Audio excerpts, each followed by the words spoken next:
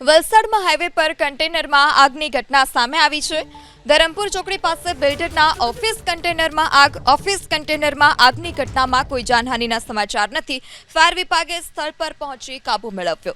તો વલસાડમાં national highway પર ઓફિસ કન્ટેનરમાં આગની ઘટના, કોઈ જાનહાનિના સમાચાર નથી। ફાયર વિભાગે સ્થળ પર પહોંચી પાણીનો મારો ચલાવી આગ પર કાબુ મેળવ્યો।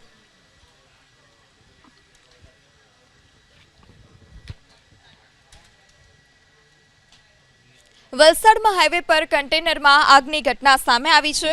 ધરમપુર ચોકડી પાસે બિલ્ડરના ઓફિસ કન્ટેનરમાં આગની ઘટનામાં કોઈ જાનહાનિના સમાચાર નથી। ફાયર વિભાગે સ્થળ પર પહોંચી કાબુ મેળવ્યો।